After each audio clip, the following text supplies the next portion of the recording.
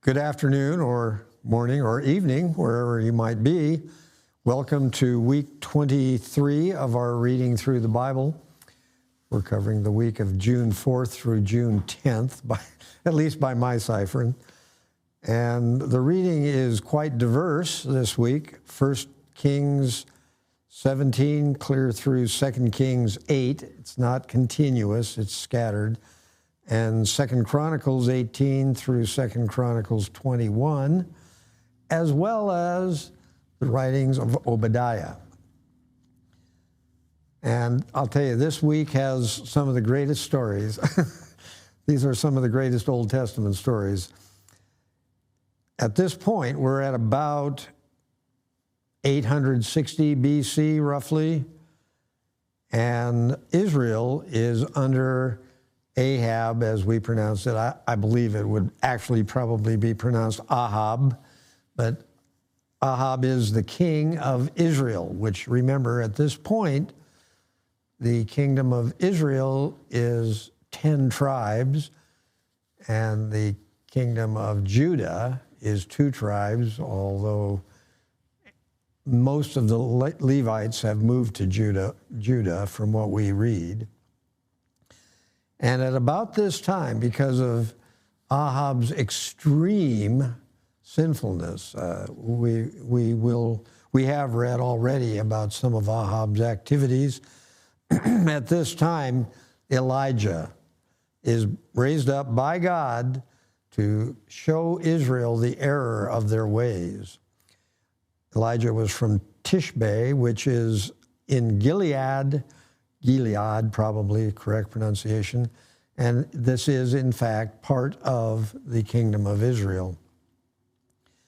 And Elijah is sent to say to Ahab, there will be neither dew nor rain for the next few years until, and I think the way he worded it was, until I allow it or speak it. Needless to say, this is not warmly received by Ahab, so wisely, the Lord tells Elijah to beat feet, to get out of the area. So he goes out into the wilderness. He's by a brook, and he stays there until the brook dries up. He's east of the Jordan River somewhere. I think it says Kenneth Ravine. But anyway, he's somewhere out in the wilderness pretty much, east of the Jordan River. So then he walks to Zarephath. Now this is classic. So here's this prophet from Israel, goes into Sidon, which is really kind of enemy territory, and it's up on the north coast. He walks over there, that's a fair hike, and he encounters a widow, and he says, give me something to eat. I don't even recall that it says please in the writing. And she explains that this is the last food she has. She and her son are going to consume it and die. And she offers to feed him anyway. And she does, and from that point on, her jar of meal will never go dry. That is to say, by miraculously, the oil and meal are continuously replenished forever. At least while Elijah's there. And then her son dies, and a great scene, Elijah brings him back from the dead. So this is great stuff. This is a great story. So 3 years pass. Now, we don't know how many of those years he's with the widow. We do not know. As far as I can determine, we don't know that. But between his staying by the brook, waiting for it to dry up, and then joining the widow in Sidon for a period of time, 3 years have now passed. And after those 3 years, Elijah returns into Israel, obviously walking. He meets Obadiah and tells him to go tell Ahab that I'm here. And Obadiah, and I don't think this is the Obadiah that we are reading in this chapter, although it could be. The date of writing is not certain on Obadiah. I don't know. This Obadiah seems to have been sent around by Ahab. This does not seem to be the prophet, but it could be. Nonetheless, he says to Elijah, "What are you trying to do? Get me killed? You tell me to go tell Ahab that you're here, and when I tell him that, and you're not here when he comes back, he will kill me promptly. There will be no delay."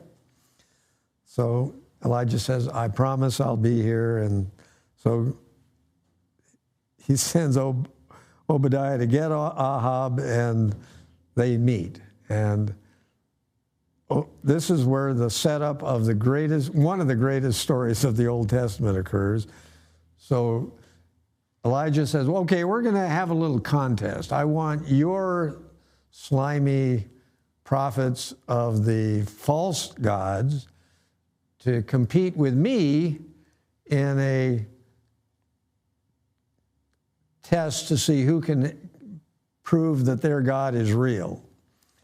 So the contest begins. I don't know how, there are lots of prophets of the bad side, but as far as I can tell, there's only Elijah on the good side. So I don't know what to say about that other than that Elijah does some really fascinating mocking of the prophets of Balaam or Balaam. He says, "Well, maybe he's asleep. Maybe he's on a journey. Cry out louder. I think you're not trying hard enough." And they're cutting themselves and prancing around. So then, and this is so cool, so Elijah says, "All right, fine, your turn is up. You were not successful." So he has them dig a trench around the altar on which they were going to have the sacrifice burned up. Nobody got to light a fire under it. So they're going to dig a trench around it. Then they're going to pour water on the altar until it overflows the trench. And at that point, the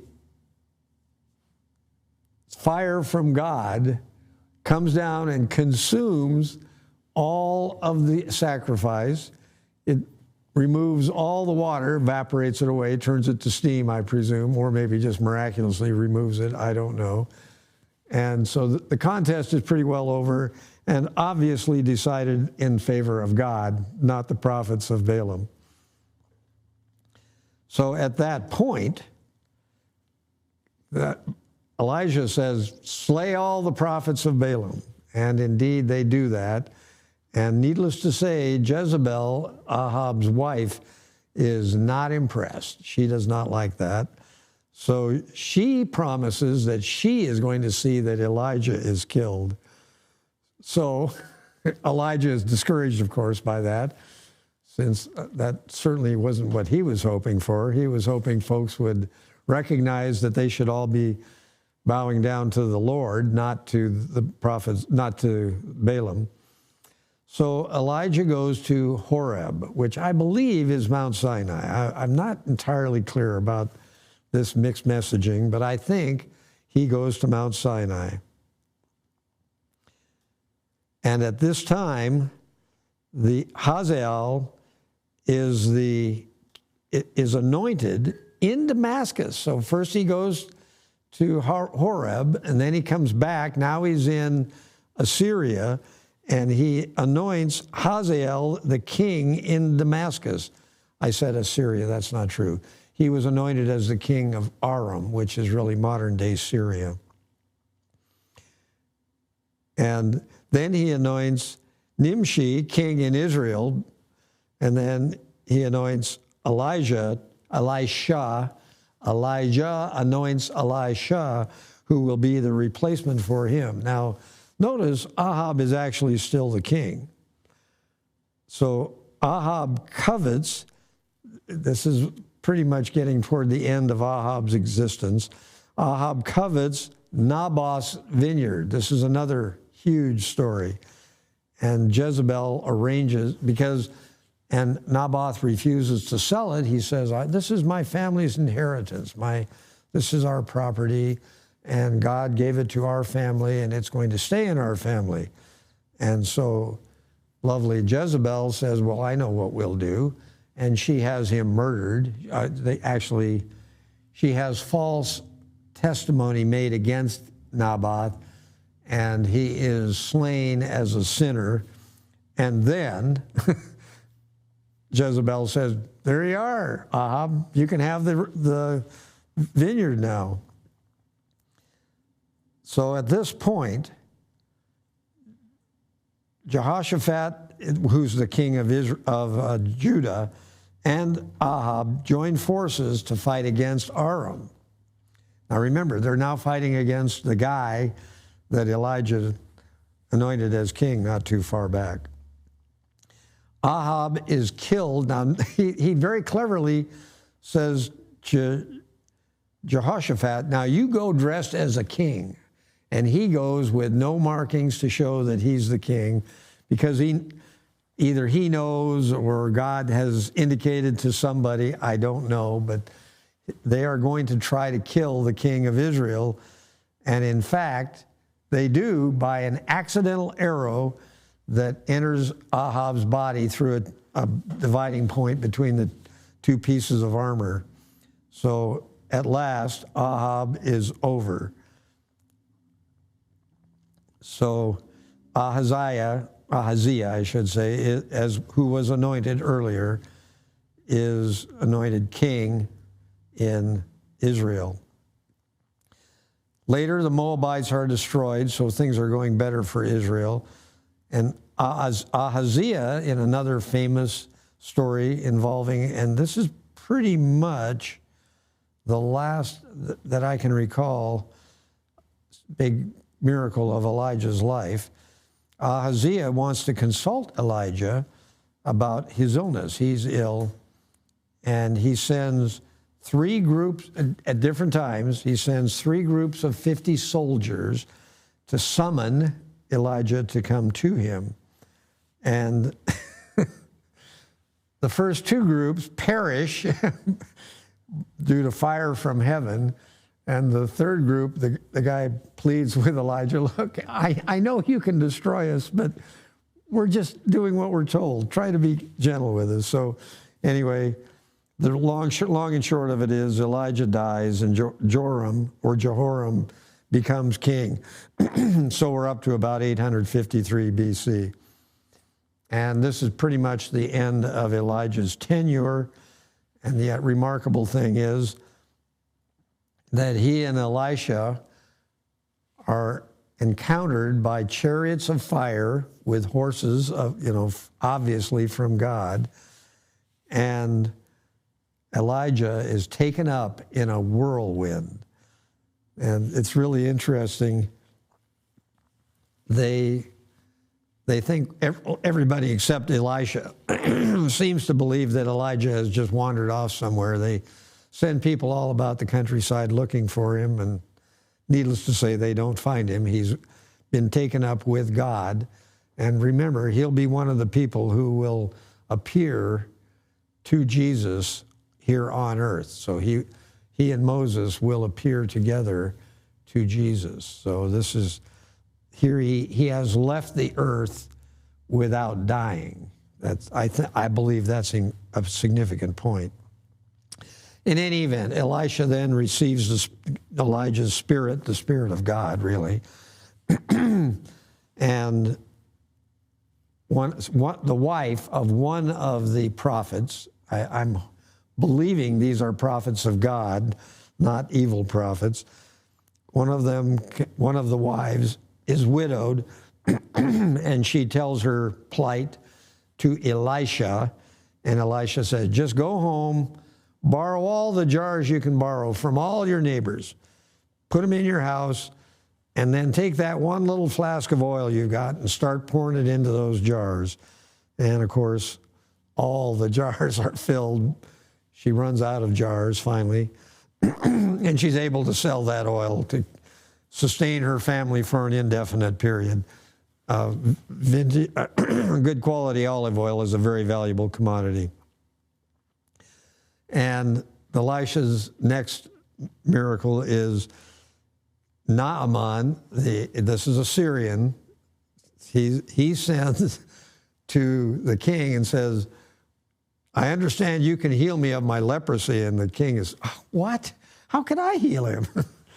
And so he encounters Elisha, and Elisha tells him to go dip in the Jordan River 3 times. And Naaman, the big commander, he says, what?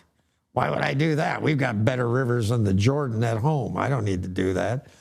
And some of his underlings convince him, well, come on. If he had told you to go climb Mount Ararat, or if they even knew where that was, if they had told you to do some big thing, you would have done it. This is a simple thing. Why don't you try it? So he does, and of course he's healed. So at that point, Elisha is clearly the man in charge, or at least he's clearly God's representative on earth at this moment.